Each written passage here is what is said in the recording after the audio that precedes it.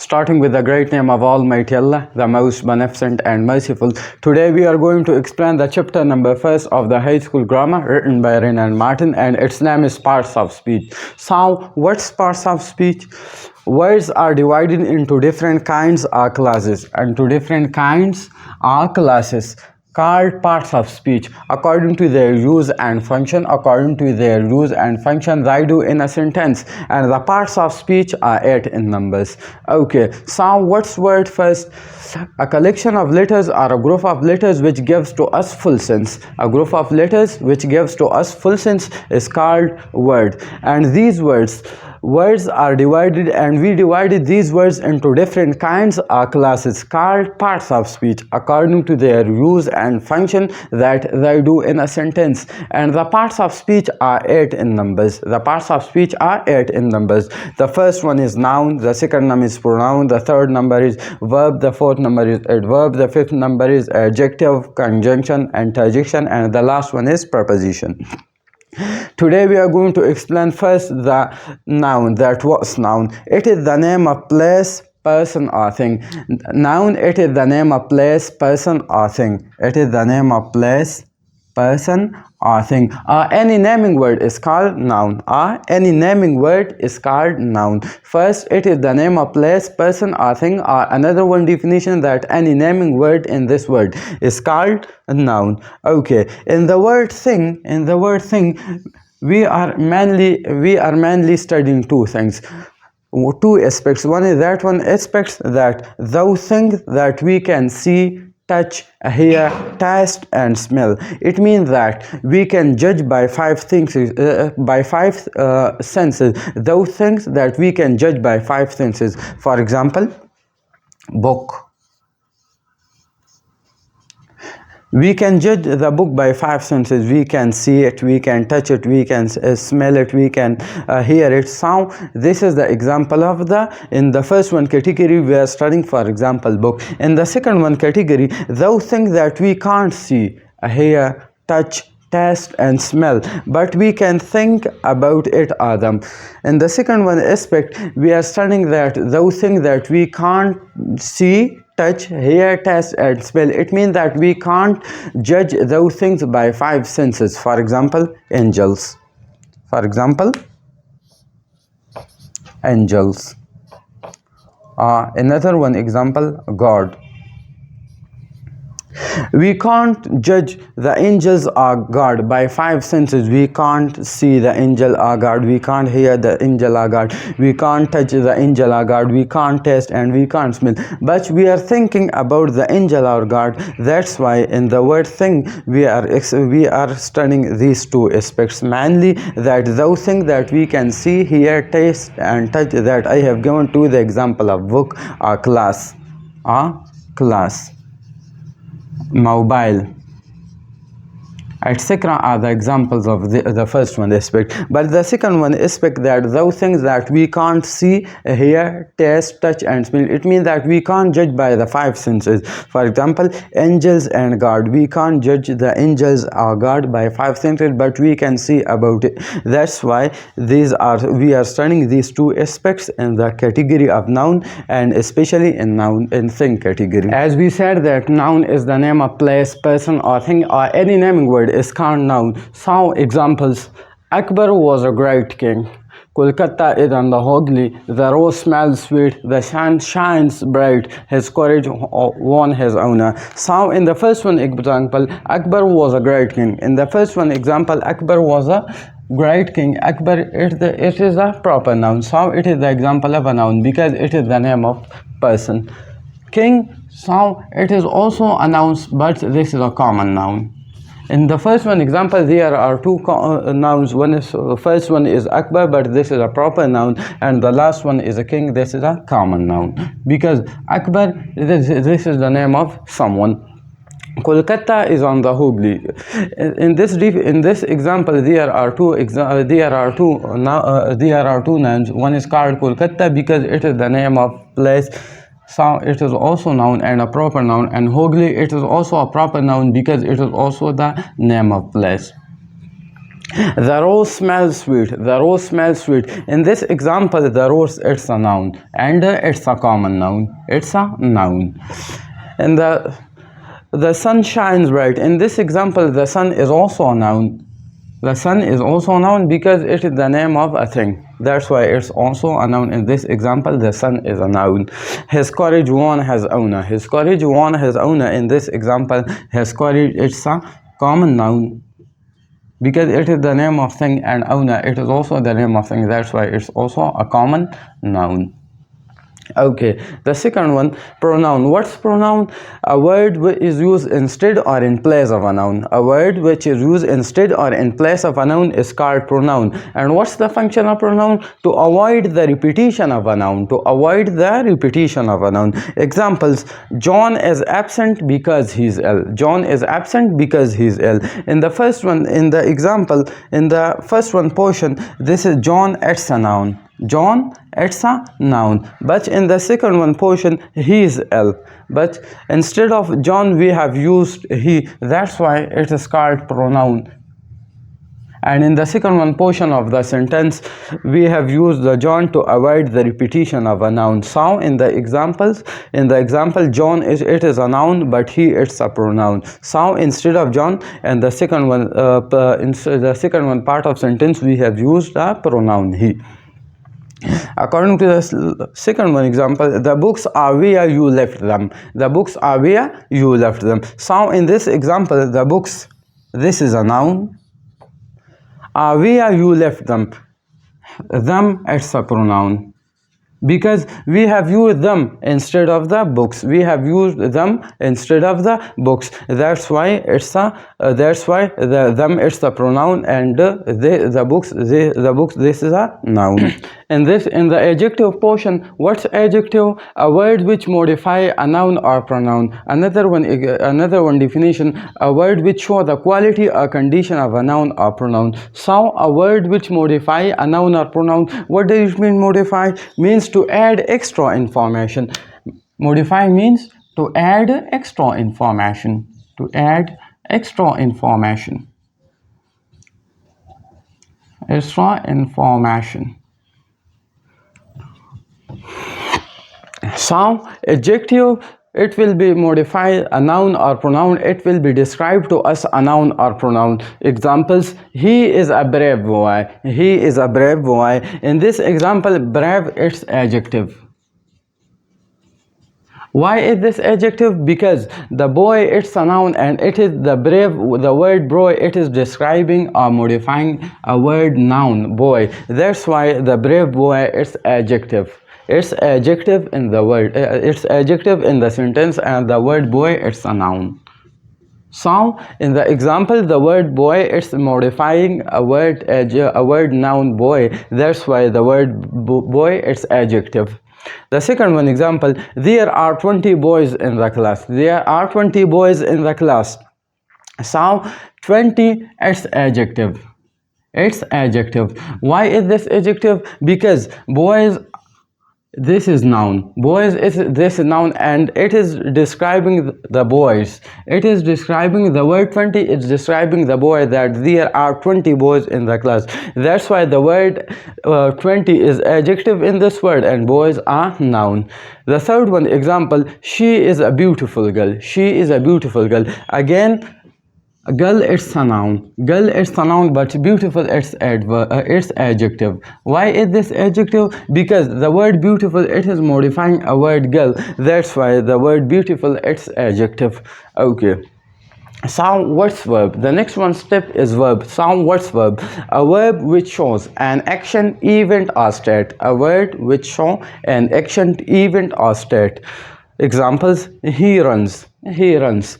In this example, runs, it's a verb. Why is this verb? Because verb, it's action. Verb, runs, it's an action, and verb, it is showing to us an action, event, or state. The word, it is showing to us an action, event, or state. So in the first one example, he runs, it's an action. They played. So again, played is an action. That's why it's called verb. The sugar tastes sweet. The sugar tastes sweet. In this example, taste, it's a stative verb. Sound, test, it's a stative verb. In this example, test is a verb. The girl wrote a letter to his cousin. The girl wrote a letter to his cousin. In this example, wrote, it's a action. So it means that it's a verb. Wrote, it's a verb. Kolkata is a big city. Kolkata, it is a big city. It means that in the given example it's a be verb. That's why it's called verb. Iron and coppers are useful metals. In this example, it is a verb because it's called be verb. In a sentence, it is called be verb. Now we are going to explain adverb. That what's adverb? A word which modify a verb, adjective, or another adverb. Adverb, it is a word which modify or describe a verb, adjective, or another adverb. So in this example, he, it's a pronoun. Work, it's a verb. So quickly, it's adverb. Why is this adverb? Because the word quickly, it is modifying a verb, it worked. So it is a verb. So according to the definition, a word which modify a verb. So worked, it's a verb, and quickly, it's adverb because this quickly, it is modifying and describing a verb, work. So the word work, it is a verb, and this is adverb because this word, it is describing this word. The second one example, this flower is very beautiful. This flower is very beautiful. Beautiful, it's adjective. It's adjective because the word beautiful, it is modifying this word, this flower. So again, this word very, it is modifying a word beautiful. That's why the word beautiful, it's a adverb. In this example, the word very, it's adverb, and beautiful, it's adjective. Verb very, it's adverb because it is describing a word beautiful.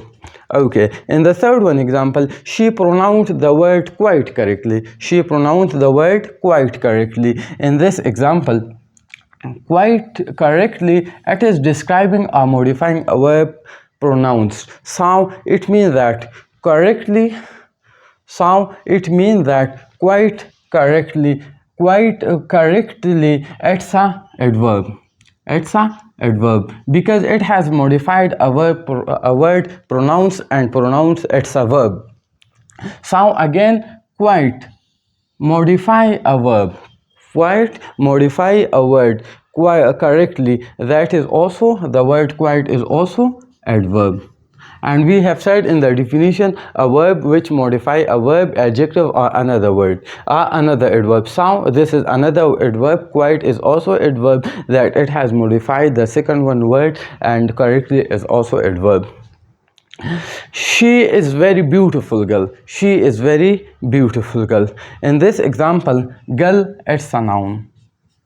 Beautiful, it's a adjective.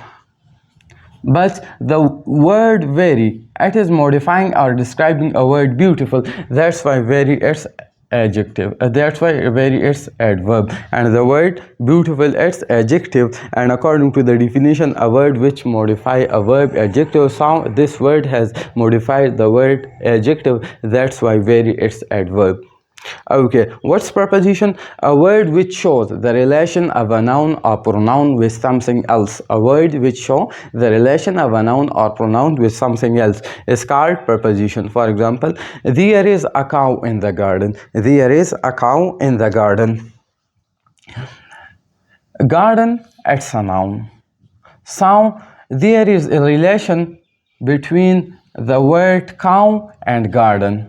There is a relation between the word cow and garden. So and in is showing, and in is showing there is the relation between the word garden and cow, and in, it's a preposition in this word. It's a preposition in this word because the preposition, what's the work of the preposition? It is making a relation between a noun or pronoun with something else. So these are two nouns, and in it is a preposition because it is showing a relation between these two things.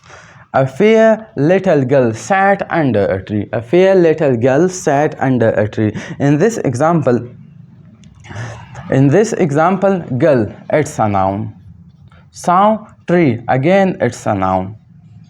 Now this one under, it is showing the relation. Now under word, it is showing the relation between the word girl and tree, and also it is making and showing to us the relation between the word girl and tree. That's why under it's a preposition now.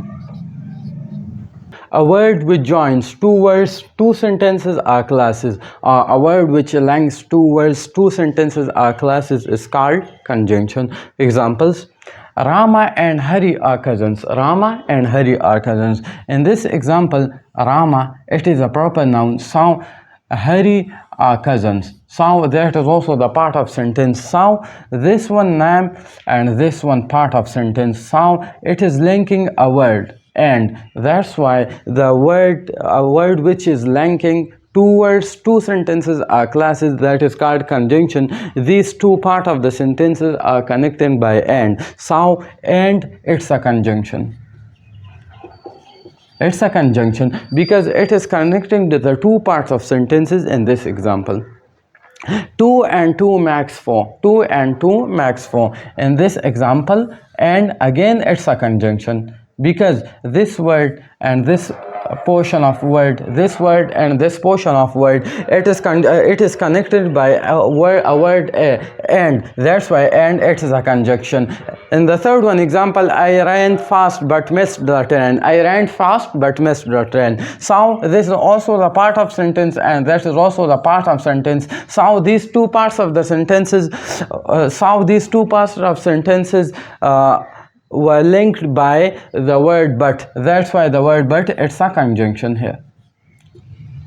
There is a book on the table. There is a book on the table. So there is a book on the table. This is not the example of conjunction, but on it's a preposition here. On it's a preposition here, but this is not the example of conjunction. Okay, interjection. What's interjection? A word which shows sudden feelings. A word which shows sudden feelings. Okay, for examples: hurrah, we won the match. Hurrah, we won the match. In this example, hurrah, it is an interjection. It is interjection. Why is this interjection? Because it is showing to us feelings that hurrah, we won the match, and hurrah, it is the symbol and expression of happiness. It is the expression of happiness. So this sign, this is called exclamation mark. This is called exclamation mark. This sign is called exclamation mark, and we are using this sign in interjection and as well as in exclamatory sentences. The second one example: alas, she is died. Alas, she is died. In this example, alas, it is also the feeling expression. So it is the symbol of and it is the expression of sorrow.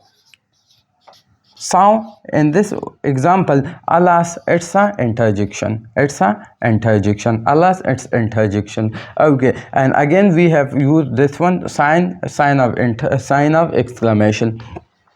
Wow, what a fantastic shot. Wow, what a fantastic shot. In this example, wow, it is the expression of wonder. It is the expression of surprise or wonder. So again we have used the sign of exclamation. That's why wow, it's interjection in this example. Okay, except these three words, we are also using ouch. Ouch. It is the expression of some sudden physical pain. For example, ouch, you are hurting me. It is the expression of some sudden physical pain. For example, ouch, you are hurting me. Another one, ops. Ops. It is the expression of surprise or feeling sorrow. It is the expression of surprise or feeling sorrow. For example, ops, you have spilled my wine or tea. You have spilled my wine or milk or tea. Okay, that's why this is the expression of surprise or feeling sorrow.